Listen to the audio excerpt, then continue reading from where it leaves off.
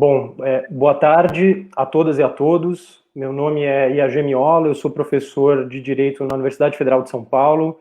Sejam todos muito bem-vindos e muito bem-vindas ao debate de hoje do ciclo Direito e Pandemia, uma iniciativa dos professores e professoras de Direito da Unifesp, em parceria com o CAAF, o Centro de Antropologia e Arqueologia Forense da Unifesp.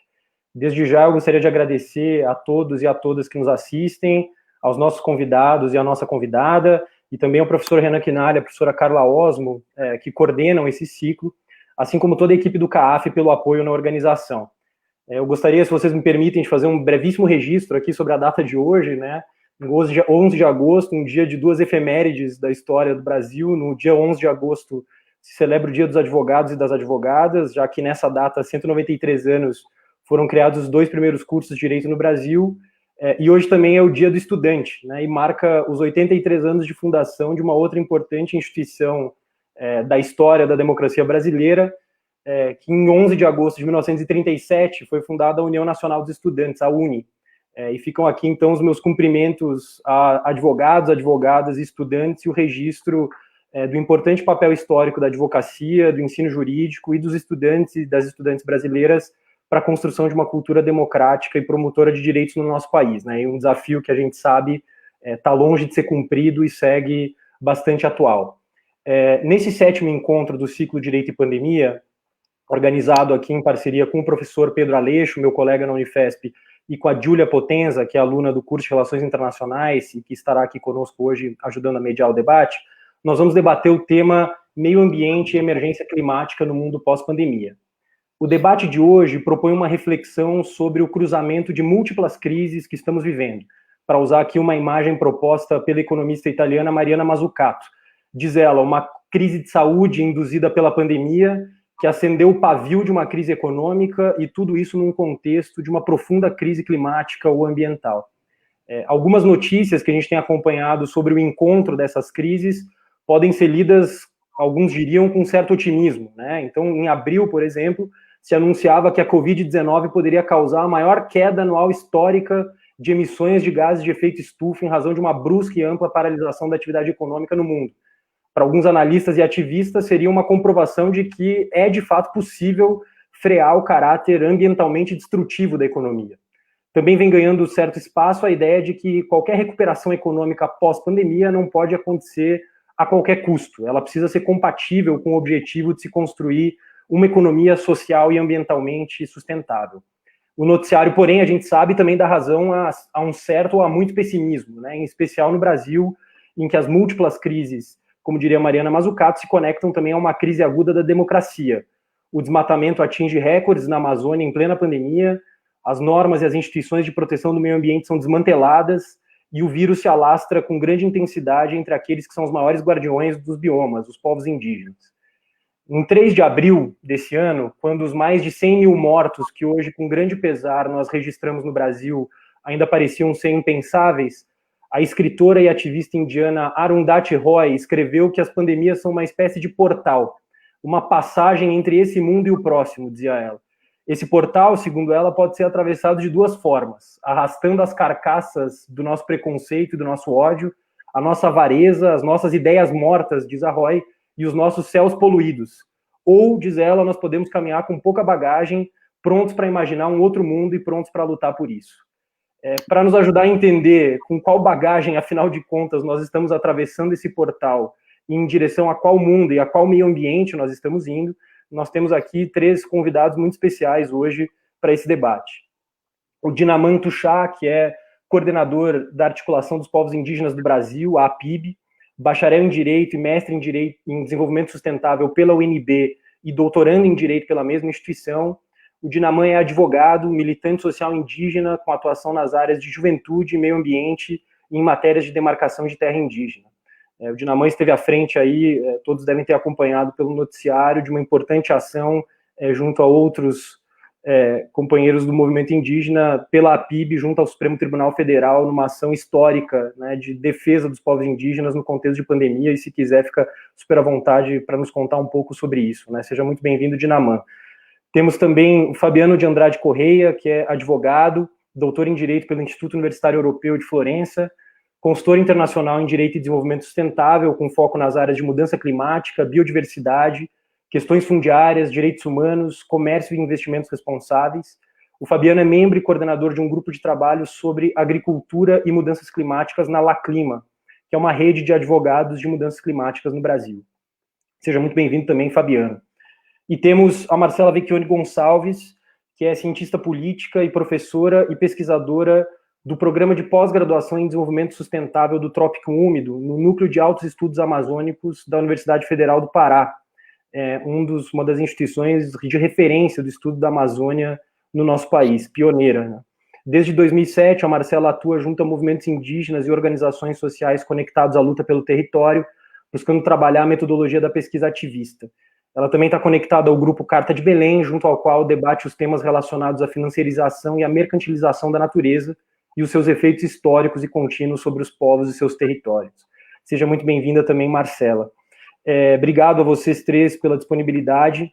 A dinâmica que a gente combinou aqui é que cada convidado e a nossa convidada terão até 15 minutos para uma fala inicial, e na sequência a Júlia Potenza vai compartilhar algumas perguntas e comentários da nossa audiência para a gente fazer uma rodada daí de reações e de debate.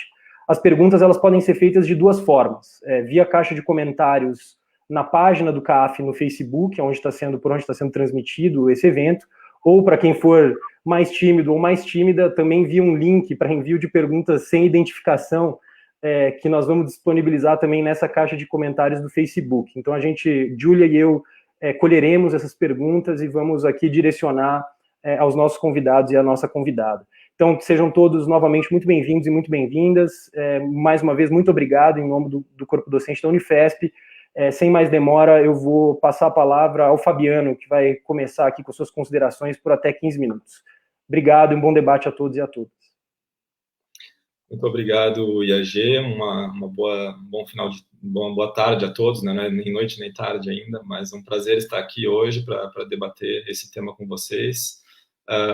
Nesse dia que é tão significativo, como o IAG comentou, hoje a gente celebra o Dia dos Advogados e para mim é muito gratificante e um prazer estar aqui para falar sobre esse tema que para mim é muito caro, que é relacionado ao direito e às mudanças climáticas, que está também relacionado, agora como a gente vai debater melhor, sobre essa crise que a gente está vivendo hoje.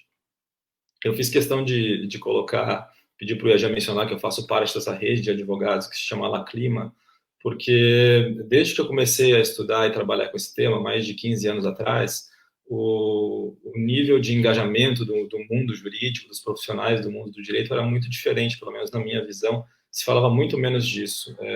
Eu, naquela época, saí do país, fui estudar fora, acabei também ficando trabalhando fora por muito tempo e vi esse debate amadurecer muito aqui no Brasil, a ponto de que hoje a gente criou e tem essa rede, a Laclima, que foi criada no final do ano passado, e hoje eu vejo o debate realmente tomando muita força, muito fôlego, e isso representa para mim uma coisa muito positiva, porque acho que ao mesmo tempo em que a sociedade está se conscientizando mais do grande desafio que a gente tem pela frente, também está se articulando mais para debater soluções e formas que a gente tem de enfrentar essa crise, prevenir tanto uma crise mais de longo prazo, que é a crise ambiental, como crises como essa que a gente está vivendo né, da área da saúde. Eu preparei uma apresentação, vou compartilhar aqui com vocês, que me ajuda a organizar um pouco as ideias. Já está aparecendo para vocês?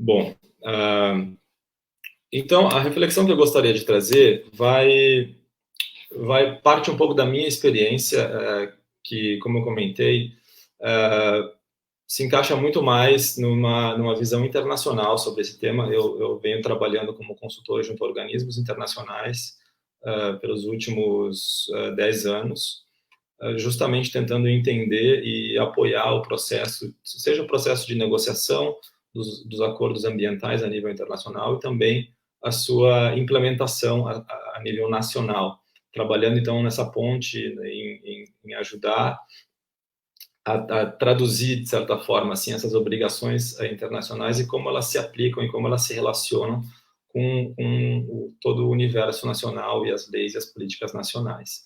Eu trouxe, para começar o debate, essa foto de um artigo escrito pelo Bill Gates no início desse mês, que circulou muito pelas redes sociais, que foi bem provocativo, né? Ele diz, a Covid-19 foi terrível, mas as mudanças climáticas podem ser muito pior. Então, a gente precisa, de certa forma, aproveitar as lições que podemos entender desse momento atual para também acelerar e fazer mais pela mudança do clima, que é um desafio muito mais de longo prazo, por assim dizer, e que está relacionado com essa crise que a gente vive hoje. Então, eu queria, para contextualizar um pouco essa discussão, a gente vive nessa crise ambiental que é relacionada às mudanças climáticas. E sempre que eu começo a falar sobre esse tema, eu acho interessante esmiuçar um pouco sobre esse assunto, porque eu acho que muito se fala sobre ele, mas muito ainda requer maior entendimento da sociedade do que realmente a gente está falando. A gente ainda vive uma era que tem pessoas que negam as mudanças climáticas, né, que tentam politizar esse assunto, mas se olharmos com maior detalhe para os dados que são disponíveis, para todos os relatórios, as informações que temos, realmente a gente pode concluir que a crise das mudanças climáticas e a crise ambiental representam o maior desafio da nossa era, como já foi colocado por um secretário-geral das Nações Unidas. Eu trago aqui informações que são de um relatório do Painel Internacional das Mudanças Climáticas, que é uma instituição que sintetiza informações científicas do mundo todo sobre o tema das mudanças climáticas, que já em 2014 nos dizia que as mudanças no sistema climático da Terra são inequívocas e que a ação humana, com certeza, é um fator que contribui para isso, né?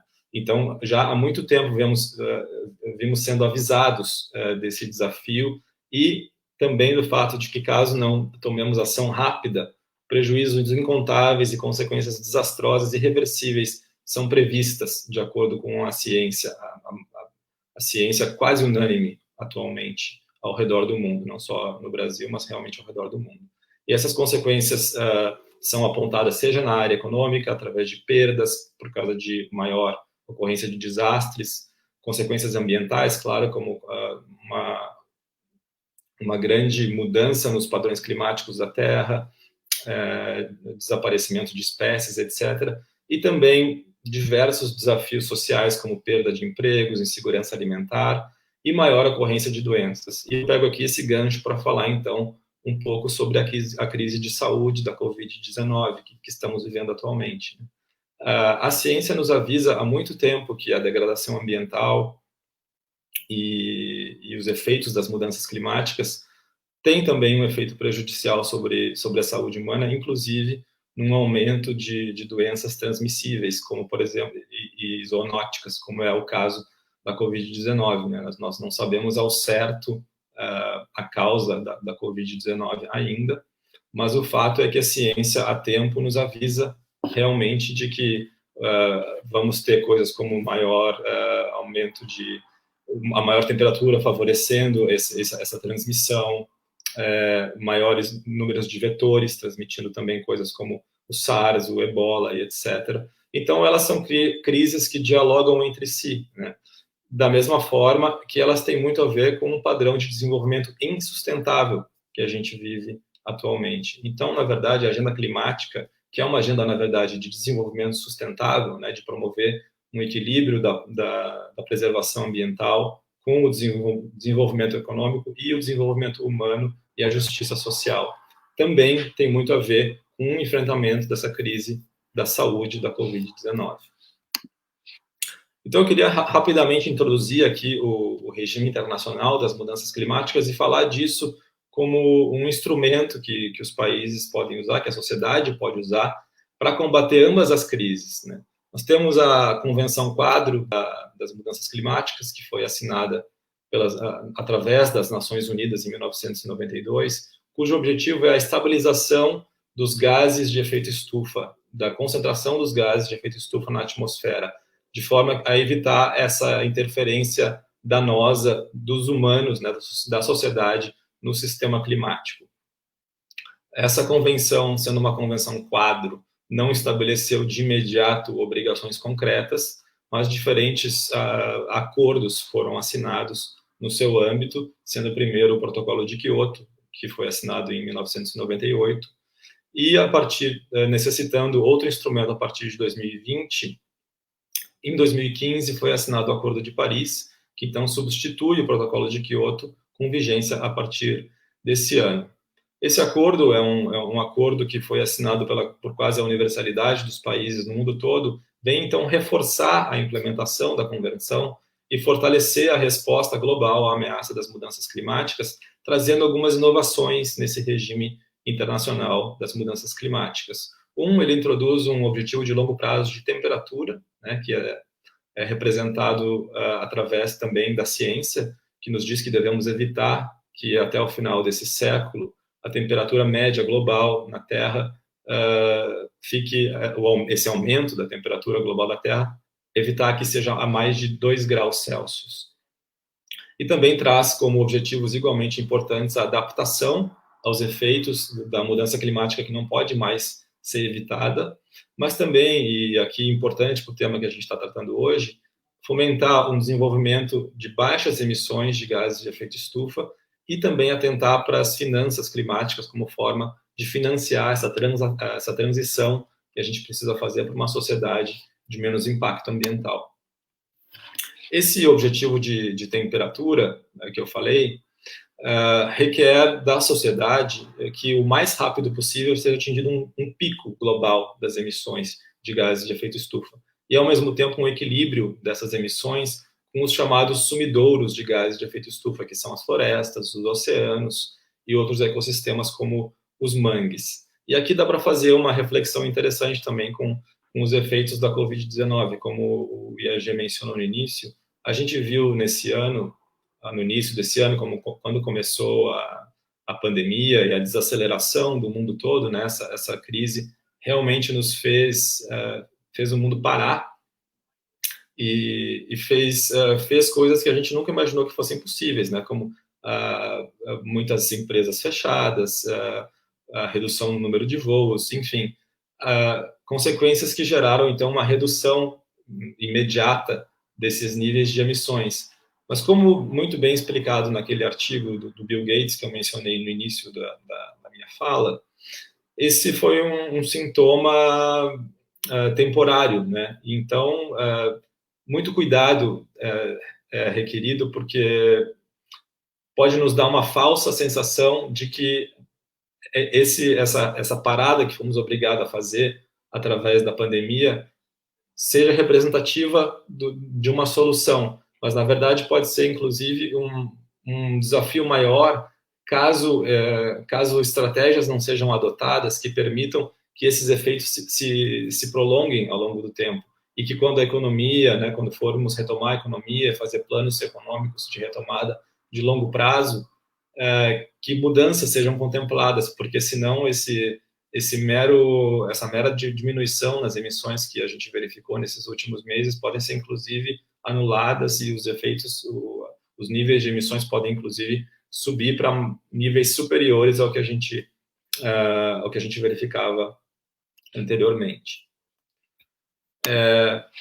Gostaria também de mencionar, não vou explicar, claro, o acordo todo, até porque tenho pouco tempo, os instrumentos que o Acordo de Paris traz para sua implementação. E o principal deles, né, a pedra angular do Acordo de Paris, são as contribuições nacionalmente determinadas. Seguindo a sigla em inglês, a gente chama eles de NDCs, né, que pedem dos países que proponham medidas de mitigação, né, de redução das emissões de gases que causam as mudanças climáticas, através de um plano a ser determinado nacionalmente, né? De certa forma, então, o acordo muda um pouco a lógica do regime das mudanças climáticas de não impor obrigações concretas, por exemplo, de reduções de emissões aos países, mas deixa os países livres para proporem de forma orgânica que tipo de medidas podem, então, ser feitas para contribuir para esse objetivo maior, de não deixar que o aumento da temperatura seja superior a 2 graus. Então, os NDCs, o Acordo de Paris requer que eles sejam atualizados a cada 5 anos e representem uma progressão no tempo, ou seja, que cada vez a ambição seja aumentada e claro, né, que preferencialmente seja um plano ambicioso que represente toda a economia nacional, todos os setores da economia nacional, aliado a um outro instrumento que são estratégias de desenvolvimento de baixas emissões, que o Acordo de Paris também pede que os países preparem e submetam à convenção. Então, esses instrumentos que o Acordo de Paris traz, na verdade, forçam os países a fazer um olhar para dentro e entender de onde vêm as suas emissões, quais são os desafios nessa área, como pode ser promovido um desenvolvimento mais sustentável, que ali, né, um contínuo crescimento econômico, com também a preservação do meio ambiente e a justiça social, o desenvolvimento humano, de forma que nenhum desses 3 fatores seja deixado para trás e que a gente possa evitar os efeitos nefastos das mudanças climáticas, seja no meio ambiente e também com efeitos colaterais, como o aumento de doenças que causam, por exemplo, pandemias como a Covid-19. Então, para começar a fechar um pouco o que eu queria trazer para começar essa discussão, essa correlação entre a Covid-19 e a crise ambiental, a crise climática, nos mostra uma necessidade de alinhamento de soluções para evitar, né, que a solução de uma crise não contribua para agravar a outra. Como eu falei, temos que atentar muito para todos esses planos de recuperação que andam sendo apresentados, para que isso não represente, ao fim e ao cabo, um aumento de emissões que não venha a dar apoio a setores que precisavam, de qualquer forma, ser revistos como setores de emissões através de combustíveis fósseis e atividades muito poluentes, e que a gente aproveite, então, essa necessidade de preparar e submeter, discutir instrumentos como as NDCs para orientar esse processo de transição social para uma economia de baixo carbono e um desenvolvimento mais sustentável. E a implementação desses instrumentos, claro, a nível nacional, requer uma coordenação de todos os atores de forma alinhada a outros objetivos de desenvolvimento sustentável. E isso, claro, inclui o governo, seja através de adoção de políticas, de legislação que traga força a essas políticas, mas também do setor privado, né, de alinhar a conduta das empresas, de apresentar produtos mais sustentáveis, e também da sociedade civil, de apontar onde existem problemas, de cobrar mudanças e medidas mais severas, e de pedir, então, que tudo isso seja realmente feito e exigir o cumprimento dos seus direitos. Eu tenho certeza que as falas dos outros palestrantes aqui hoje vão tocar em temas muito mais concretos de como esses desafios se relacionam com a nossa realidade aqui no Brasil. Então, para terminar, eu gostaria somente de compartilhar aqui os contatos da Laclima, que é essa rede de advogados pelas mudanças climáticas que foi criada no ano passado, e a gente espera, através dessa rede, promover um debate, construir conhecimento de forma conjunta e compartilhar conhecimento do que pode ser feito, do que ainda precisa ser feito, e então, com isso, contribuir para o fortalecimento desse debate. Eu agradeço, por enquanto, a atenção e continuaremos, então, através das perguntas. Muito obrigado. Obrigado, Fabiano, pelas reflexões. Eu, de imediato, passo a palavra para o Dinaman. Dinaman, por favor, fica à vontade. Você tem 15 minutos aí para compartilhar conosco suas reflexões. Bem-vindo novamente.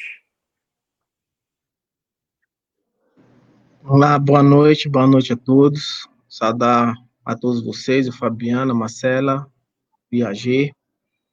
Bom, pessoal, eu acho que o Fabiano foi bem preciso, né, na sua colocação a respeito de todo esse processo que nós estamos vivenciando, não só em termos de mudanças climáticas, mas principalmente nos acordos e tratados internacionais que o Brasil é signatário, né? É importante frisar que esse novo momento político que nós estamos vivenciando e que e que é um verdadeiro, sim, desmonte da política ambiental, enfraquecimento das nossas instituições de fiscalização e controle ambientais. Mas é importante frisar também que isso se dá oriundo de ações políticas, né? Esse enfraquecimento é um enfraquecimento que está ocasionando diversas lesões de difícil reparação, né? Lesões ao meio ambiente e a todos os seres que ali habitam, inclusive o homem. É importante colocar também que esse enfrentamento, né, para fazer a defesa de forma mais incisiva, vamos dizer, no corpo a corpo, está sendo feito principalmente pelos povos indígenas. E de nada faz valer o Acordo de Paris, né, outros tratados e convenções que militam sobre, que dialogam sobre as questões ambientais, se não houver a garantia dessas pessoas que estão nesse enfrentamento diário. Eu digo garantias por quê? Porque o que nós percebemos é que os territórios indígenas são os mais preservados, cientificamente falando, até mais do que as reservas, né, de conservação ambiental, as RESECs, APPs, enfim, todas essas criações de reservas, todos esses espaços que foram destinados para a conservação, as terras indígenas ainda continuam sendo os espaços mais bem preservados, as terras indígenas demarcadas, né? E o que nós nos preocupamos bastante, que inclusive isso foi matéria de discussão no ano passado, a qual nós passamos por 32 dias e 22 países, alertando justamente, né, esse avanço, né, das grandes corporações dentro dessas áreas. E dizendo também, alertando aos países que eram signatários, inclusive, né, do Acordo de Paris, que fizeram parte da ECO 92, que estão sempre dialogando, né, nas COPs, COP 21, COP 22, COP 23, trazendo essa temática de mudanças climáticas, sustentabilidade, e dizendo que nada do que eles dialogam no campo da teoria estava sendo praticado na prática. Nós não estávamos percebendo que estava havendo uma redução do desmatamento, do CO2, e principalmente o que estava havendo, na verdade, era um aumento do desmatamento, um aumento da morte de lideranças indígenas, defensores do meio ambiente, e que esses marcos regulatórios não estavam protegendo o meio ambiente e muito menos as pessoas que ali habitavam. Pelo contrário, o que nós estamos percebendo, né, apesar de ter um campo ideológico muito grande envolvido, um campo científico que aponta que está havendo uma destruição, o que nós estamos percebendo é que os acordos e os tratados internacionais que visam a cooperação econômica não estavam reconhecendo e nem estavam assegurando a proteção desses territórios. E aí abre-se para uma discussão, né, que os países, a sociedade civil desses países, gera vários questionamentos sobre a rastreabilidade desses produtos, da onde eles estão vindo, quem está sendo impactado e qual o dano ambiental que está sendo promovido para que chegue a soja, que alimenta os animais na Europa, para que chegue a cana-de-açúcar, a carne bovina, o minério de ferro, né, recursos minerais como um todo. O que nós colocamos como um ponto de partida era que esses tratados, apesar de estar em vigência, ele não estava sendo aplicado. Foi um ponto. Outro ponto era questionar como é que esses acordos e tratados econômicos estavam atuando no campo do meio ambiente e no campo social, socioeconômico das comunidades e dos povos que ali habitam esse ambiente que está sendo impactado.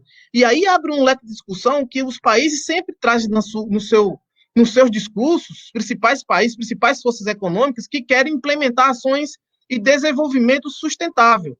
Mas não há como a gente dialogar uma implantação de uma grande hidrelétrica num discurso de desenvolvimento sustentável. Não dialoga, são duas coisas que não dialogam, né? O agronegócio, eu não estou falando o pequeno produtor que faz agricultura familiar, eu estou falando o agronegócio. É quem tem quilômetros de soja, eu não boto nem hectares, estou falando quilômetros de soja. Não dialoga com o desenvolvimento sustentável. E aí, o nosso modelo tradicional está sendo empecilho para esse desenvolvimento econômico capitalista, que impera os interesses de produção de grandes commodities de um pequeno grupo econômico, que não é a realidade do Brasil. São pequenas pessoas, são grupos pequenos que domina essa produção, que acaba gerando um impacto ambiental gigantesco. E aí fica o questionamento, cadê a eficácia desses acordos internacionais que garantem, né, a sustentabilidade desses territórios?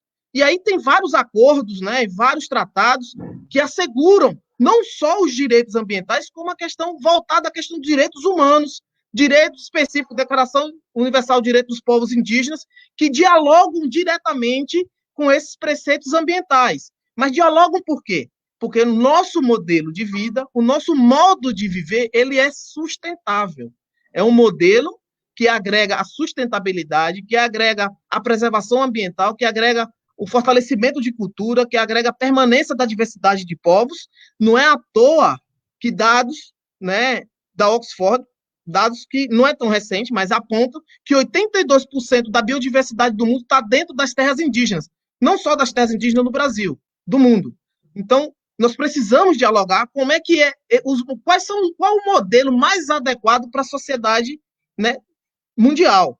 É um modelo, não queremos que todo mundo vire indígena, não é isso, mas é um modelo que nós temos que se adequar, esse modelo econômico tem que se adequar a outros modelos que desenvolvem formas, né, de sustentabilidade, que consegue sobreviver do seu território e aí potencializar essas ações, porque nós estamos percebendo também que a apropriação do homem está interferindo diretamente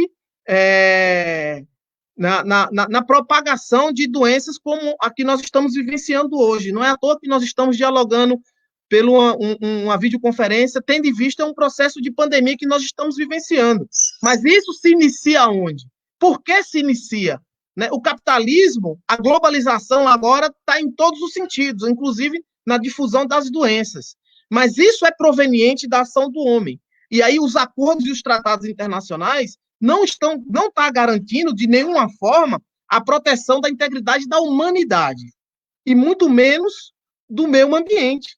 E aí as pessoas que se dispõem a fazer esse embate, né, de proteção territorial, porque nós sabemos que os povos indígenas é território. Então, assim, para nós sobrevivermos, nós precisamos de um território. Para garantir a nossa especificidade, nós precisamos de um território. E esse território tem que estar demarcado. Esse território tem que estar livre de qualquer embaraço. E de grandes empreendimentos em especial, que hoje a nossa maior ameaça de extermínio, né, são os grandes empreendimentos. O Covid-19 só veio agravar todo o desmantelamento da nossa instituição FUNAI, do desmantelamento do IBAMA, do ICMBio. Então, ele veio agravar toda a ausência e omissão do Estado brasileiro frente a essas políticas ambientais indigenistas, que acabou impactando ainda mais a vida e o modelo dos povos indígenas. E o que traz para reflexão, né, é que os países, os grandes poderes econômicos, reconhecem que existem falhas, mas não buscam sanar essas falhas. Fica dentro de conferências mundiais, globais, como são as COPs, né, que traz eu já participei de 4 COPs, então, assim, traz uma ampla discussão, buscam responsáveis, mas não conseguem identificar quais são as medidas necessárias para combater, por exemplo, o desmatamento na Amazônia.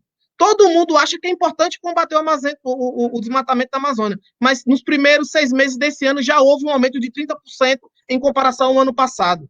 Já houve um aumento também das queimadas em comparação ao ano passado, que já foi desastroso. E não conseguimos nem identificar e nem penalizar as pessoas que declararam o Dia do Fogo do ano passado. Então, nós precisamos, de fato, criar mecanismo que gere uma eficácia no combate de ações desses criminosos que promovem, né, a destruição do meio ambiente e do bem-estar social. Em especial, as comunidades que ali habitam, que já são historicamente vulneráveis e ainda são impactadas pela ação de terceiros por viés econômicos, por interesses de exploração, e nós, como os defensores, não só dos povos indígenas e não só do meio ambiente, mas defensores da humanidade. Porque um cientista de Harvard, né, disse, né, agora não vou lembrar o nome dele, mas eu participei de uma conferência com ele, que a solução do combate às mudanças climáticas está dentro dos territórios indígenas. Então, assim, 40%, né, para a gente combater o aquecimento global, está dentro das terras indígenas. Então, nós precisamos garantir essas terras indígenas para a gente diminuir 40%, né, do aquecimento global. Ou seja, nós temos a solução, nós somos a solução, o modelo de vida é a solução, mas mesmo assim não temos o apoio, pelo menos isso de forma institucionalizada, porque o discurso é alguma coisa, isso no papel é outra, e na prática é outra ainda. Então, assim, não percebemos que tudo que está sendo construído hoje não tem resultado finalístico, porque a intenção é proteger e não está protegendo. A intenção é buscar mecanismo de desenvolvimento sustentável. Não está sendo desenvolvimento sustentável, não tem nada sustentável. O que nós estamos vendo é destruição em massa, é rio contaminados, é população tradicional, não só indígena, sendo massacrada e mortas e contaminadas. Infelizmente, o poder público local, isso no âmbito do Estado brasileiro, não tem desenvolvido ou trabalhado para combater esse tipo de coisa. Pelo contrário, está criando um mecanismo que aumente e agrave ainda mais essa insegurança, né? E a violação e as violações de direitos humanos, né? Que perpassa desde a criminalização ao próprio acesso à água, ao alimento, né? A desapropriação de forma criminosa. Desculpa. E para finalizar, dizer que o caminho não é só os povos indígenas. Nós estamos na linha de frente, nós estamos fazendo o embate direto. Mas a obrigação é de todos nós. Os povos indígenas estão aí fazendo o enfrentamento. Essa responsabilidade que foi nos dada, que não foi nos dada, na verdade, que essa responsabilidade, que já é uma responsabilidade histórica, que é uma responsabilidade étnica, que é uma responsabilidade que está no nosso modo de vida, nós conseguimos segurar até agora. Agora nós precisamos que os demais entes da sociedade, isso todos os membros da sociedade abraçem essa causa e também façam a sua parte, porque os povos indígenas por si só não vai conseguir por muito tempo segurar esse equilíbrio ambiental, segurar o bem-estar humanitário, né, tendo em vista que essa destruição irá causar danos irreparáveis para toda a humanidade. E meu muito obrigado. Muito obrigado, Dinaman. Uma fala inspiradora e nos chama para responsabilidade também, que eu acho que é muito importante, né, para a gravidade da situação. Obrigado pelas reflexões. Eu gostaria só, antes de passar a palavra para a Marcela, só reforçar para quem tiver comentários e perguntas, que por favor compartilhe aqui no chat, né, na caixa de comentários do Facebook, ou acesse via o link para o envio de perguntas anônimas, sem identificação, que Júlia e eu faremos a coleta aqui das questões e comentários para compartilhar com os nossos debatedores, com a nossa debatedora. Fiquem à vontade, por favor, sem timidez aí. Acho que várias questões instigantes que Fabiano e Dinaman já nos trouxeram, e tenho certeza que a Marcela também vai agregar algumas outras. Então, por favor, compartilhem suas perguntas, façam seus comentários, sintam-se à vontade para isso. É uma conversa aqui, é um debate mais que qualquer coisa. Bom, Marcela, gostaria de passar a palavra para você, então. Marcela Vecchioni, fica à vontade, você tem até 15 minutos. Obrigado novamente pela participação. Obrigada pelo convite, AG, e o pessoal do centro acadêmico aí na Unifesp também. É legal isso, né? Os professores junto com os estudantes organizando um evento. Vou imitar, vou copiar, que é bom que a gente constrói junto, é mais interessante. Mas é responsabilidade mesmo falar, né? Depois de quem me antecedeu, né? Dos dois colegas, os dois companheiros, né, e da fala tão forte do Dinaman, né, que eu acho que é interessante ter vindo depois da fala do Fabiano, e aí me deixa com uma responsabilidade grande, né, que vamos ver se eu consigo agregar alguma coisa nesse momento, que é justamente a gente ver onde o clima aterriza, né, porque nas discussões sobre o clima, a exceção, obviamente, das pessoas que estão muito dentro, né, que acompanham as negociações internacionais, a biodiversidade é muito parecido também, apesar que eu tendo a achar, eu acompanho as duas, né, eu acompanho a UNFCCC e acompanho a CBD, eu tendo a achar que biodiversidade é mais aterrissada a discussão. Mas é interessante ter visto essa dobradinha, né, do Fabiano e depois do Dinaman, para a gente ver isso, como é que o clima aterriza, né? Como é que é uma discussão que, muito embora pareça deslocada da nossa vida cotidiana, né, do dia a dia, das próprias políticas nacionais, né, não é, né, está aí, está completamente conectado às nossas vidas. Eu acho que esse é o primeiro ponto que eu gostaria de destacar para ir para os outros 2 pontos que eu vou destacar também aqui nesses minutinhos que eu tenho para falar algumas coisas para vocês, né? A outra coisa que eu acho que, normalmente, eu diria que nos últimos 4 anos de negociação, talvez na COP em Lima, no Peru, isso começou a aparecer um pouco mais, muito provavelmente porque foi uma COP na América Latina, depois de muitos anos, se a gente pensa aí desde a Rio 92, né, que não tinha uma discussão na América Latina, né, dessa monta. Então, eu acho que tem um outro ponto importante, que, de novo, eu acho, fazendo jus à negociação, acho que em 2014 começa a ressurgir, que é uma conexão que normalmente não se faz entre desmatamento e violação de direitos humanos.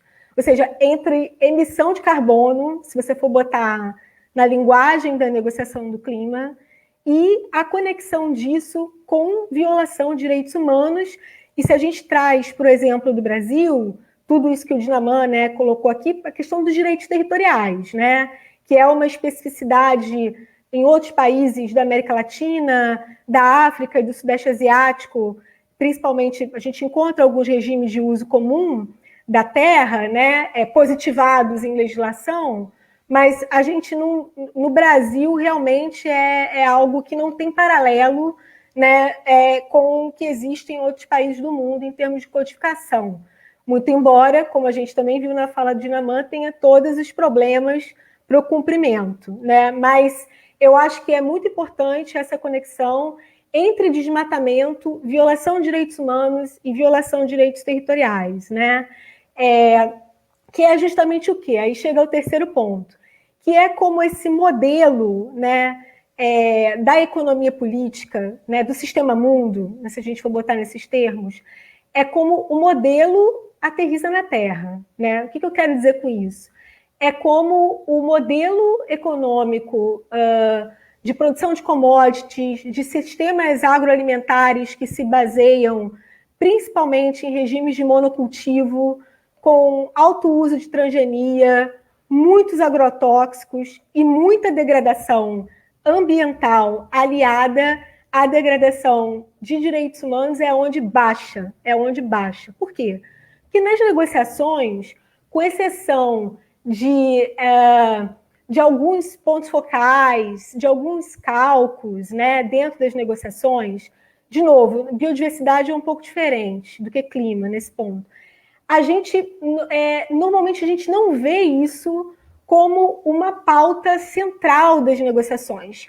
A gente vai ver esses pontos entrando no preâmbulo, nas configurações gerais do Acordo. Do Acordo de Paris, você vê isso claramente, né? Nas configurações gerais do Acordo, mas você não vê isso entrando nos artigos, que são aqueles que o Fabiano trouxe aqui no início, que especificamente vão levar a regramentos específicos para desdobramentos disso, seja em outros regramentos internacionais, seja como isso desce, adjudica no nível nacional, né? Então, eu acho que isso é um ponto importante, né, já que o tema aqui é mudanças climáticas, né, também vem essa questão internacional forte, obviamente, né, porque aí é que está o regimento existente, digamos assim. Eu acho que é importante colocar isso, né? E nesse contexto de pandemia, o que a gente está vendo, né? Primeiro, eu gostaria de destacar alguns aspectos dentro do Brasil para depois ir para o internacional, né? Que se refletem nesses 3 eixos principais que eu coloquei para vocês no início, né?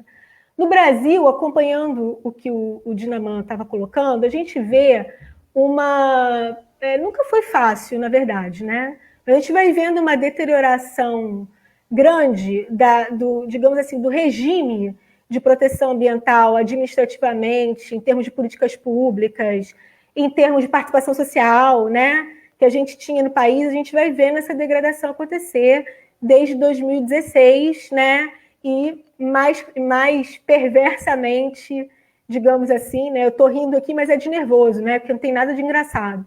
Mais perversamente desde 2019, né? Então, o que a gente vê? Desde 2016 ainda, a gente vê um corte da ordem de 43,7% no orçamento relacionado ao meio ambiente no Brasil, que vem junto com a PEC dos gastos públicos, né? Que vai limitar tudo aquilo que se refere a desdobramento de políticas públicas, né, a garantia de direitos sociais, e o meio ambiente não está longe disso, né, se a gente pensa na dinâmica dos direitos socioambientais.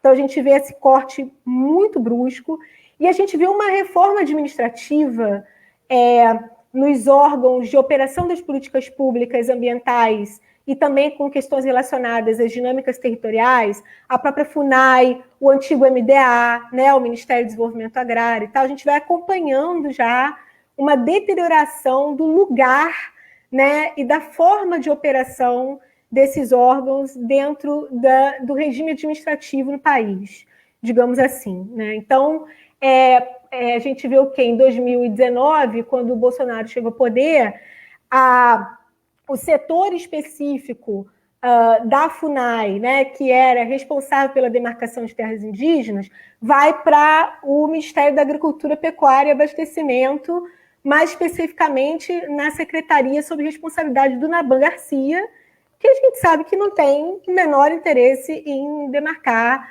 terras indígenas, né? A gente vê a Fundação Palmares completamente esvaziada, a Fundação Palmares, que é aquela fundação que faz o reconhecimento dos direitos dos povos quilombolas, por exemplo. A gente vê o MDA transformado numa secretaria mini, dentro do Ministério da Agricultura, Pecuária e Abastecimento. Ou seja, a junção da diminuição do contingente orçamentário, digamos assim, em conjunção com essa reforma administrativa, vem a comprometer diretamente e de maneira muito brutal qualquer possibilidade de garantia de direitos socioambientais e territoriais, que, obviamente, se a gente bota no debate do clima, né, vai se refletir em aumento de emissões, vai se refletir em degradação, vai se refletir em dificuldades em cumprir pelas contribuições nacionalmente determinadas, que o Fabiano disse, né,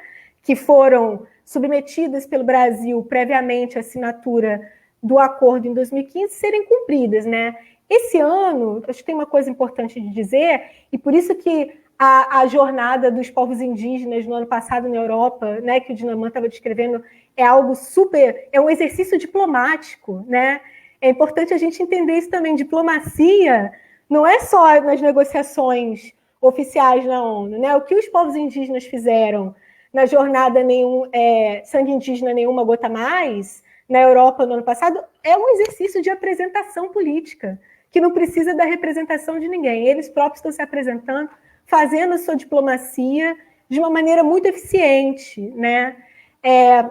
Então, a gente vê o rebate disso também de uma maneira muito violenta na ação do Estado, né?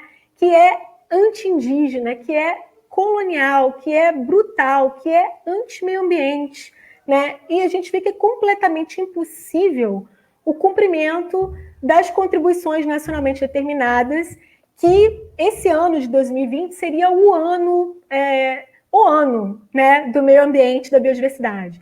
Eu não sei se vocês sabem, 2020 seria o primeiro período de implementação do Acordo de Paris. O Acordo de Paris ele é assinado em 2015, mas 2020 é que efetivamente ele entraria na sua implementação, digamos assim, a partir do fechamento do livro de regras, né, que seria o que aconteceria em Glasgow esse ano, que não vai acontecer, só vai acontecer no ano que vem, né? Então, além de ser esse ano específico, e aí o acordo ele tem acompanhamento de 5 em 5 anos, por isso que é importante a gente conhecer, saber quais são as contribuições nacionalmente determinadas no Brasil para cobrar isso. E também seria o ano que seria assinado o Acordo da Biodiversidade, ou seja, do mesmo jeito que teve a assinatura do Acordo de Paris em 2015, esse ano, na China, seria a assinatura do Acordo da Biodiversidade. Então, seria o super ano, digamos assim, dos temas ambientais relacionados ao uso da terra. Haveria, eu ainda não sei, acho que presencialmente não, mas de repente o Fabiano sabe disso, uma super conferência na FAO, em outubro também, que faria uma discussão muito grande sobre as diretrizes do uso da terra, né, concatenada exatamente ao clima e à biodiversidade, haja vista que teriam esses fechamentos esse ano, digamos assim. Né? E aí, ao mesmo tempo que tem, pegando a deixa do Dinamã, né, todas essas negociações andando, a gente tem essa situação instalada no Brasil de completo terror ambiental, né, e territorial, digamos assim, e ao mesmo tempo a pandemia. Né? Então, na Amazônia, por exemplo, no primeiro semestre desse ano, já foram quase 10 mil quilômetros quadrados de desmatamento. O maior nível dos últimos 10 anos. Né? Ou seja, o INPE, né, começa a medir com o PRODES, mais ou menos naquele pico do desmatamento que teve em 2005, né? Ou seja, se a gente pensa que desde ali começou a ter essa medição, nos últimos 10 anos a gente não tem uma alta tão grande do desmatamento na Amazônia como a gente está tendo agora. E cabe lembrar que dentro da Amazônia são Amazônias, né? Eu que estou aqui, eu gosto sempre de frisar isso. O pessoal acha que a Amazônia é tudo uma coisa só. A Amazônia é muito diversa. Na Amazônia tem transição para o Cerrado, por exemplo. Então, se você pega estados como Tocantins, como Mato Grosso, está todo mundo dentro da Amazônia Legal e suas porções mais ao norte têm uma vegetação de transição para a Amazônia que é riquíssima em biodiversidade. São hotspots, né? Não só porque estão em áreas de ameaça, mas porque são riquíssimas em biodiversidade. E aí eu chego ao meu terceiro ponto do modelo. É justamente aí que o modelo está se expandindo e continua se expandindo em momentos de pandemia. Ou seja, se a gente pega os dados do Instituto do Ministério do Desenvolvimento e Indústria e Comércio Exterior, que hoje é uma secretaria dentro do Ministério da Economia, no primeiro semestre, mais especificamente nos 4 primeiros meses do primeiro semestre de 2020, né, ou seja, pega ali já março, em abril, quando já tinha entrado a pandemia, e os dados que já estão começando a ser gerados para agora, para os outros 2 meses, já mostram isso, a gente teve uma alta na exportação de soja esmagada, minério de ferro, soja farelo, que é o resultado do esmagamento, que é usado para a indústria de biomassa, por exemplo, petróleo, polpa de eucalipto, que são os pellets, né? Aí colocando e carne bovina, principalmente, que são os 5 produtos de maior volume da carteira de exportação brasileira. A gente teve alta. A soja, por exemplo, nesses 4 primeiros meses, foi uma alta da ordem de 35,6%. Né? A carne bovina foi alta da ordem de 60%. Né? E para onde essas cabeças, esses rebanhos, eles avançam? Para as áreas de transição Cerrado-Amazônia. Né? Ou seja, a pandemia, ela, embora nos faça pensar em um novo modelo, ela acelerou processos, né? Ela acelerou processos, porque economicamente o furo na balança comercial, ainda que projetado no futuro, precisava ser gerado com a intensificação da produção. E a alta do dólar, né, não precisa ser nenhum economista para saber isso, valoriza enormemente movimentos de exportação. Só que, para chegar ao final, tem um ponto muito importante. O volume aumenta, a quantidade do dinheiro bruta, mais ou menos, né? Mas quando a gente compara com o quantitativo que se tira, por exemplo, o minério de ferro, né? Se a gente pega a mina SD11 Carajás da Vale, né? Ali no sul do Pará, né? Onde, por exemplo, teve proporcionalmente, em termos de densidade populacional, uma contaminação em Parauapebas, que é o município, e Canaã dos Carajás, maior que em Belém. Por quê? Porque a mineradora não parou. Porque a mineradora foi declarada atividade essencial que não podia parar no momento da pandemia. Mineração essa que a gente sabe que é altamente violadora de direitos territoriais, altamente contaminante, né? Altamente emissora,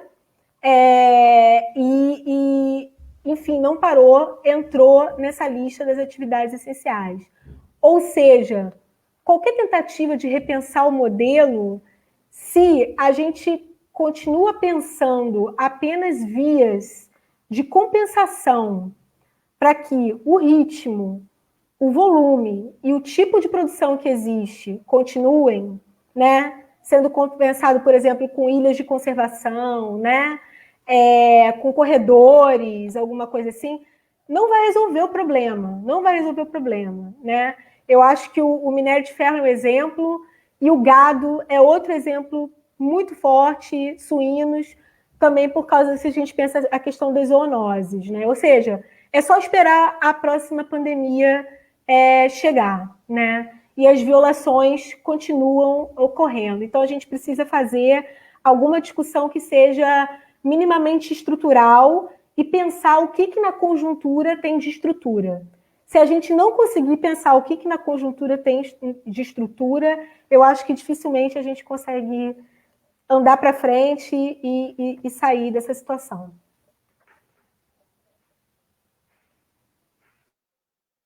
Obrigado, Marcela. Ótimas contribuições também para a gente refletir. Eu vou...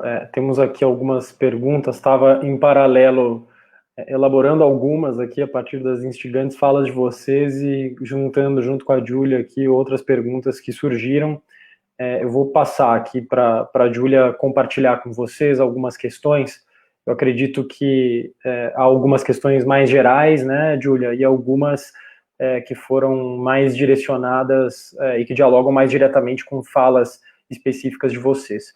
A gente está chegando agora, até agradeço a vocês pelo uso do tempo aí, foram super bem, a gente está batendo 7 da noite agora, então a gente tem um tempo razoável para a Júlia apresentar as questões e a gente poderia fazer uma rodada para que vocês reajam aí em, sei, 4 minutos para cada um de vocês e a gente pode fechar na sequência. Júlia, por favor, compartilhe aí conosco as questões que surgiram. Olá, boa noite a todos. É um prazer estar aqui em mais um encontro do ciclo de debates. Com certeza, todas essas falas nos trazem muitas reflexões, principalmente no momento atual que estamos vivendo. E, para começar, a gente recebeu diversas perguntas. A primeira é: diante da pressão internacional, com ameaças de retaliações comerciais, vocês acreditam que o governo atual tomará medidas efetivas em relação à proteção ambiental? Ou é provável que continuará com projetos de desregulamentação do meio ambiente?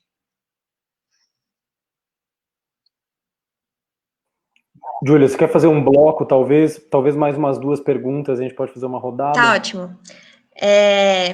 A outra pergunta é: não é chegada a hora de rediscutir o modelo de subsídios historicamente adotados pelos reiterados desgovernos federais brasileiros quando o assunto é a proteção da Amazônia? Vide o fracasso retumbante da Zona Franca. Bom, a gente também recebeu perguntas no chat, mais direcionadas, não sei se deixa para depois ou pode falar.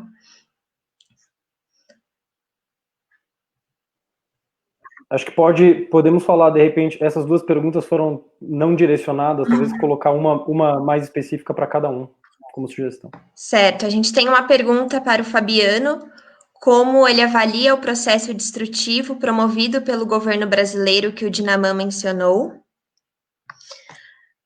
Para a Marcela, que esforços o Brasil tem desempenhado para evitar a destruição ambiental e as queimadas? E para o Dinaman, para você, a conexão entre a ação do poder local, Brasil, com a produção da indiferença social com relação ao massacre dos povos indígenas e o que fabrica os usos do discurso do desenvolvimento sustentável no país? Foram essas perguntas que recebemos aqui no chat do Facebook. Obrigado, Júlia. Não sei quem... acho que dá tempo da gente fazer 2 rodadas, então, né? Se vocês reagirem a essas perguntas, a gente volta para mais algumas. Quem que gostaria de vocês 3 de começar? Alguém se sente mais à vontade para começar respondendo? Daí a gente... Alguém prefere começar? Não? Posso falar? Vai lá, fica à vontade, Marcela. Da que foi colocada para mim, né, dos esforços das queimadas. Bom, não tem esforço nenhum, tem esforço para continuar queimando, né? E o negócio, o bicho continua pegando, assim, sendo bem direto. O que existe institucionalmente? Né? Existe o Conselho Nacional da Amazônia Legal, né? Que é um órgão que existe há muito tempo, na verdade fazia parte do organograma do Ministério do Meio Ambiente, mas com uma composição completamente diferente, e que foi ressuscitado em dezembro do ano passado, e que foi regulamentado por portarias em abril desse ano, né? Só que esse conselho é altamente problemático. Eu vou falar 3 coisas rapidamente com relação aos problemas relacionados a esse conselho, que em grande medida é ressuscitado a partir da retirada da implementação dos apoios do Fundo Amazônia, cujos maiores aportadores eram a Alemanha e a Noruega, né? Então, se refaz esse conselho sob a liderança do vice-presidente, Hamilton Mourão, né, que também é o presidente do conselho, e se tira a governança do conselho do Ministério do Meio Ambiente, que seria o órgão técnico mais capaz de gerenciar esses processos. Enfim, esse conselho não tem participação da sociedade civil, né? Por exemplo, ele é organizado por 7 câmaras distintas, e nenhuma dessas câmaras você tem participação da sociedade civil. Por exemplo, não tem participação dos conselhos representativos, não tem participação do Conselho Nacional de Política Indigenista, não tem participação do Conselho Nacional de Povos e Comunidades Tradicionais, que a gente sabe que compõem um quantitativo, inclusive, populacional grande na Amazônia. Não tem. Segundo, o próprio Ministério do Meio Ambiente e suas secretarias, que antes de 2019 tinham uma atuação forte na Amazônia, como, por exemplo, a Secretaria de Extrativismo, né? A gente sabe que extrativismo no Brasil significa uma outra coisa muito diferente do que é o extrativismo tal qual conceituado na América Latina, né? Não tem presença dessas secretarias em nenhuma das câmaras. Então, assim, como é que você vai resolver esse desmatamento só com, e aí é o terceiro ponto, GLO, Garantia de Lei de Ordem, né? Com um orçamento gigante deslocado para o Ministério da Defesa para ser usado nas GLOs do Conselho Nacional da Amazônia, e que agora já está em auditoria porque já foi descoberto que foi usado em outras coisas o dinheiro. E se a gente pega o exemplo do Rio de Janeiro, a gente sabe muito bem o que as GLOs significam em termos de criminalização e violação de direitos humanos e territoriais das pessoas que ocupam o espaço onde se está intervindo. Então, assim, esse eu acho que é um exemplo bom, assim, para dizer como que institucionalmente eles estão dando tiros a ermo, e que quem vive aqui, quem tem contato com a política daqui, tem absolutamente segurança de que não vai resolver nada, pelo contrário, vai trazer mais problemas. Obrigado, Marcela. Não sei se, antes de passar a palavra, eu não sei se Fabiano ou Dinaman preferem responder, mas só destacar aqui nos comentários de várias pessoas na caixa de comentários, tem um que eu só gostaria de cumprimentar também, o professor Dan Levi, que é nosso colega na Unifesp, está aqui nos acompanhando, professor de Direito Ambiental, e acabou de lançar um projeto de extensão que tenho certeza vai ser super importante na nossa universidade, o LABS, Laboratório de Inovação e Sustentabilidade do campus Osasco da Unifesp, está aqui nos acompanhando e parabenizando as falas de vocês 3. Obrigado, Dan, por prestigiar aí a nossa iniciativa e estar sempre conosco. Um prazer ter você aqui. Não sei se Dinaman ou Fabiano, quem quer seguir agora? Querem seguir a ordem inversa? Aí o Dinaman fala, a gente vai para o Fabiano e depois volta. Fazemos mais uma rodada? Vai lá, Dinaman. Ok. Olha, em regime autoritário, eu acho muito difícil ter qualquer tipo de é uma política que eles aplicam, é o negacionismo, né? E esse negacionismo, na verdade, hoje foi publicado, né, que o próprio vice-presidente da República já voltou atrás, afirmando que realmente, no primeiro ano, a Amazônia houve um avanço do desmatamento. Mas, porém, como a Marcela bem colocou, não está sendo aplicada nenhum tipo de medidas para combater esse desmatamento. Pelo contrário, que nós estamos percebendo, né, que foi criado o Conselho da Amazônia só com entes do governo, esqueceu a sociedade civil, esqueceu a sociedade, enfim, o controle social não existe dentro desse espaço que era para ser de controle social. Bom, a pergunta específica que foi feita para mim, a respeito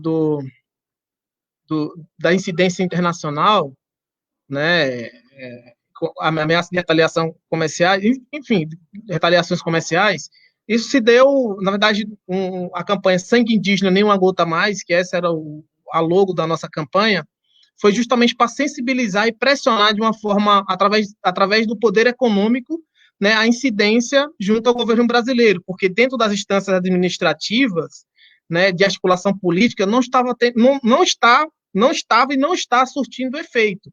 Então, nós fomos buscar outro mecanismo, né, que é justamente de pressionar o poder econômico, que tem uma grande influência dentro do poder político, que as grandes corporações elegem bancadas, e aí, através das negociações que há dentro do próprio governo, que são financiados por essas grandes corporações, os grandes poderes econômicos, era incidir justamente na pauta de proteção ambiental. Né? E isso tem, sim, surtido efeito, porque grandes empresas, principalmente europeias, estão questionando, né, a atuação do governo brasileiro, inclusive sinalizando rupturas de acordos econômicos.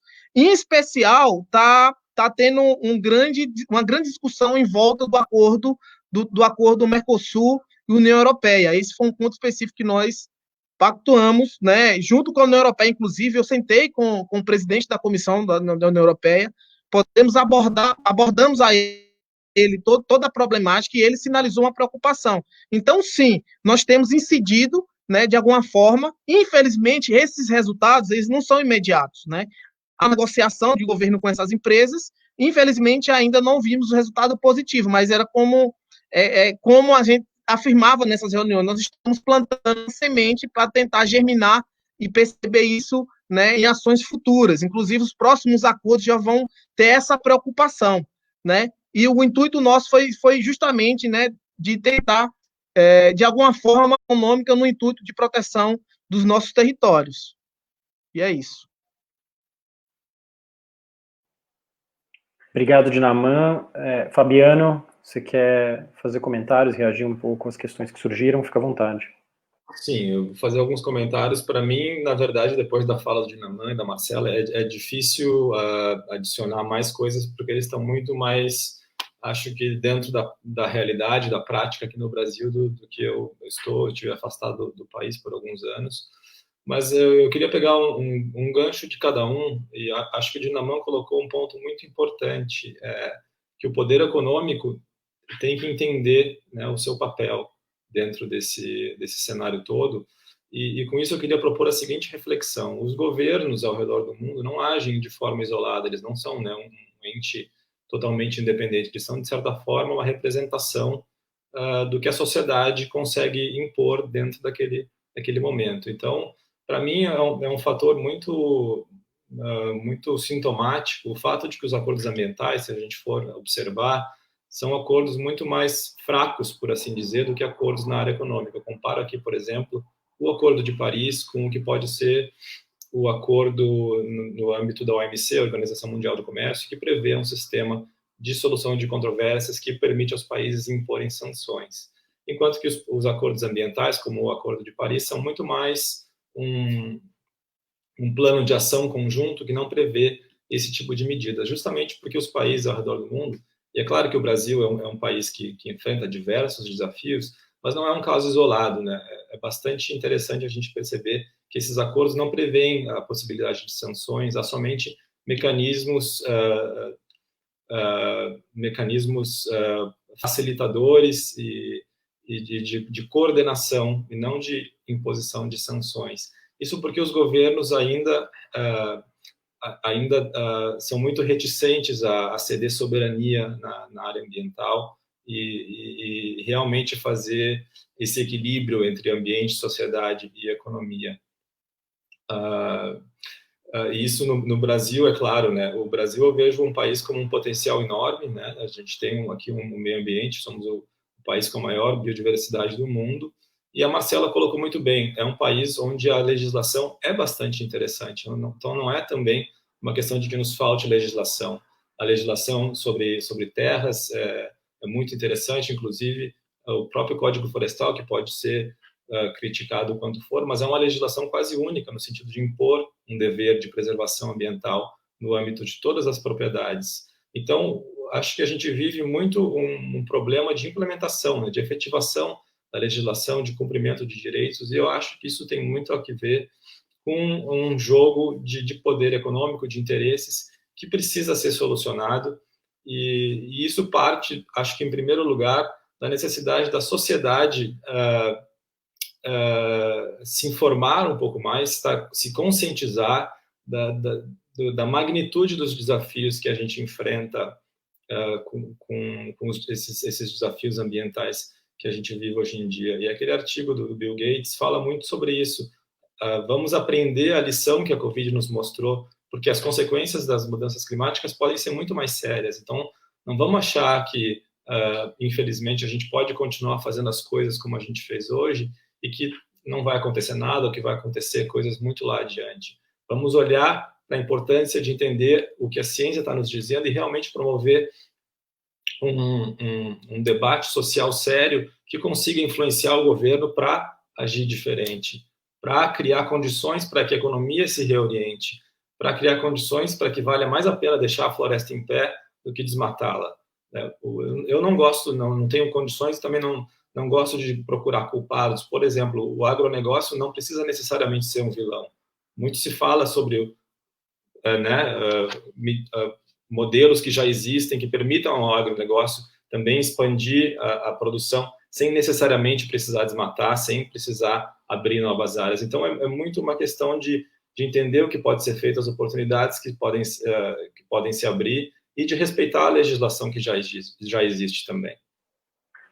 Obrigado, Fabiano.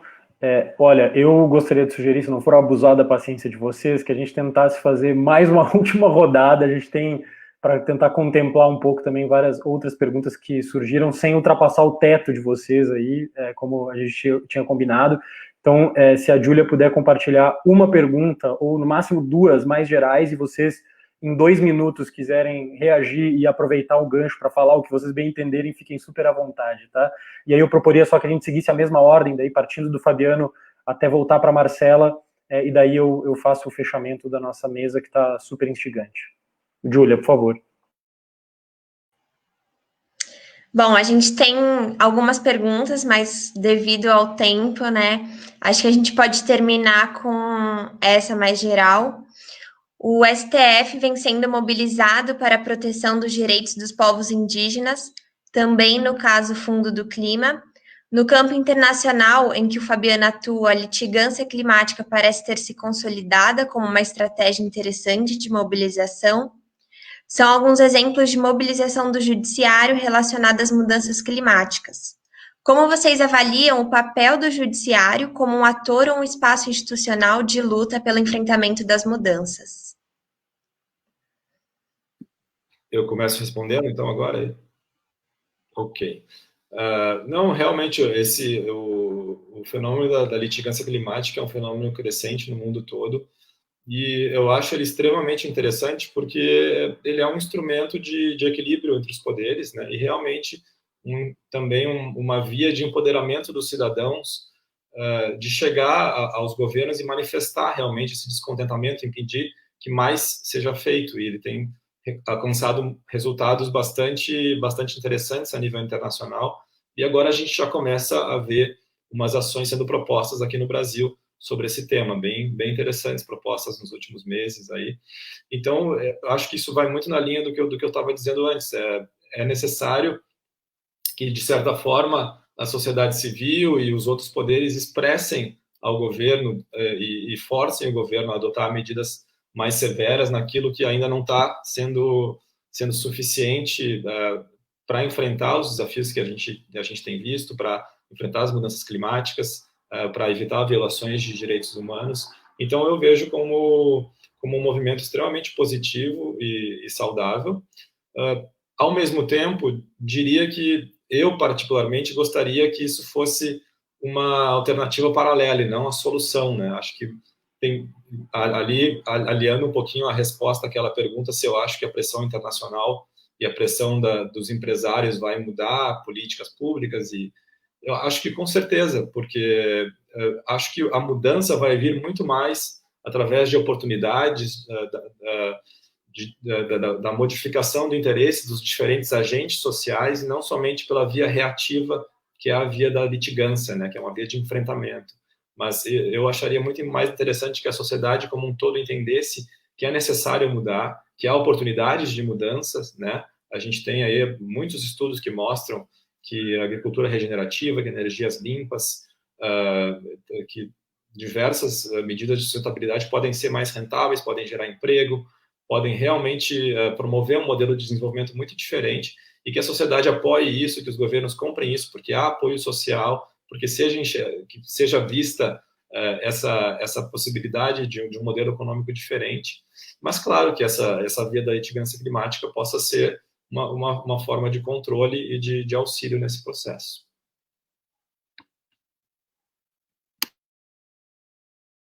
Obrigado, Fabiano. Dinaman, você gostaria de falar um pouquinho aí sobre STF, o potencial do judiciário nesse cenário? Sim, sim. Eu acho que o Supremo, ele sim, entra como agência reguladora, inclusive, para tentar sanar falhas do próprio executivo e da não aplicação da norma, né, do direito positivado. E é recorrente, sim. Eu acho que nós passamos por um processo recente, como você citou no início aqui do nosso seminário, a respeito da DPF 709, que nós conseguimos provocar, né, o Supremo Tribunal Federal reconheceu a legitimidade da PIB, que foi um avanço que até então não tinha esse reconhecimento, e conseguimos, junto ao Supremo, que o Executivo, de certa forma, mobilizasse de alguma forma para atender, né, as demandas dos povos indígenas. E, assim como o Fabiano colocou, eu acho que também essas ações que deveriam ser implementadas deveriam partir do próprio Executivo de forma espontânea, até porque é obrigação sua institucional, constitucional, infraconstitucional. Então, assim, tem uma regulamentação que precisa ser cumprida. E aí eles não cumprem, nós estamos buscando o Supremo Tribunal Federal para mediar a aplicação da norma, que não deveria deveria ser a medida mais extraordinária.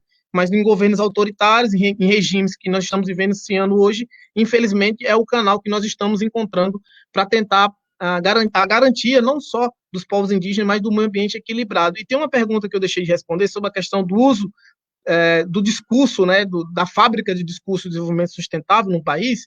Eu acho que esse discurso é um discurso muito perigoso, porque nós estamos vivenciando inúmeras séries de ataques, de diversas formas. Recentemente, inclusive, foi objeto de uma matéria no Jornal Nacional a respeito lá do povo Munduruku, lá no Pará, sobre a questão da garimpagem. E aí eles sempre trazem o garimpo como um discurso sustentável. Eu quero ver, se alguém me provar cientificamente que garimpo é sustentável, eu calo a minha boca. Desculpa assim, a expressão, mas não existe garimpo sustentável. Pelo contrário, é destruição em massa. E aí, infelizmente, vem-se dizer que garimpo de forma sustentável é impossível. Isso sim é uma fábrica de um discurso totalmente contraditório, porque o ministro do Meio Ambiente, eu acho que isso até acaba incorrendo em crime. Se for olhar no texto de lei, a letra da lei mesmo, isso cabe como improbidade. Sim, entra como um discurso totalmente distinto das suas funções institucionais, porque afirmar que garimpo é sustentável, acho que é até um crime. Né? Então, assim, eu acho que esse discurso que foi, essa fábrica que foi de discurso sobre o desenvolvimento sustentável, aplicando essa terminologia para a construção de hidrelétrica, para o avanço do agronegócio, eu acho que isso não cabe. O que cabe é construir uma política de forma sustentável junto com aqueles que realmente apliquem, né, a sua sustentabilidade e que realmente, comprovada cientificamente, exerce essa atividade de forma sustentável. Não é o caso do garimpo e muito menos do agronegócio. Obrigado, Dinaman. Marcela. Eu também acho, concordo plenamente. Vocês podem ver que eu estou passando pelas mudanças climáticas aqui na minha sala, né? Tá um calor de matar em Belém, e que tem muito a ver com as queimadas, na verdade, que está deixando a Amazônia cada vez mais seca, né? E aí deixando que os ventos úmidos não cheguem em outros lugares que devem chegar também. Mas, assim, com relação à litigância, assim, eu não sou advogada, né? Estou aqui no meio dos advogados e eu não sou uma pessoa do direito. Então, eu vou dar uma resposta mais de cientista política, assim. para mim, mais interessante do que o que, no caso da litigância, é quem move. Quem está mobilizando direitos a partir disso, sabe? Então, assim, por exemplo, quando eu vejo os sujeitos, né? Quem são os sujeitos políticos, né? Então, assim, quando eu vejo a PIB, né? Vários advogados indígenas, né? Via a PIB, que foi o caso da DPF, né? Junto com partidos políticos, né? Que estão aí tentando fazer alguma, né, oposição a essa situação que a gente está vivendo, mover a DPF, isso para mim já é uma coisa bastante interessante. Você tem um espaço, que é o STF, um espaço jurídico, como é que a gente sabe que é político também, né? Como é que a gente separa o... De novo, isso aqui é fala de cientista político. Como é que a gente separa o jurídico do político? Não tem muito como isso, né? Então, para mim, é muito interessante o quem está mobilizando direitos. Eu acho que isso vai acontecer com a ADO 726, se não me engano, também, né, que é uma outra ação que brevemente vai ter a discussão no STF, que é justamente com relação ao Fundo Clima, as questões climáticas, né, o orçamento, aí, essa mobilização. Então, quem está aparecendo como amicus curiae na história, né, a Articulação Nacional de Agroecologia está junto com a Terra de Direitos, movendo, né? O Grupo Carta de Belém junto também. Então, assim, tem vários sujeitos aí se movendo nesse momento que eu acho que é importante a gente se mover, né? E aí eu acho que tá com as ações, tem relação à litigância, mas tem relação a outras estratégias também dentro desse momento que a gente está. Na hora que eu fiz a fala, eu reforcei o que o Dinaman trouxe, a questão da jornada dos povos indígenas no ano passado, um exercício diplomático, né, de baixo para cima. Eu acho que isso também é algo muito, muito importante, né? Então, eu ficaria com isso. Eu acho que é interessante, para mim, se a gente olha quem está movendo esses processos e como os direitos existentes estão sendo mobilizados para ir para além do direito. É tipo a democracia para além da democracia. É uma radicalização da democracia, que é isso que a gente está precisando agora, né? E não é radicalização em termos da revolta, né? Embora é bom que a gente tenha também, né, com essa situação, mas radicalização no sentido de você levar para além do limite, da garantia mesmo, porque a situação está muito pesada, né? E se a gente não fizer isso, o genocídio que está em curso para muitos povos há muito tempo vai se expandir para toda a humanidade.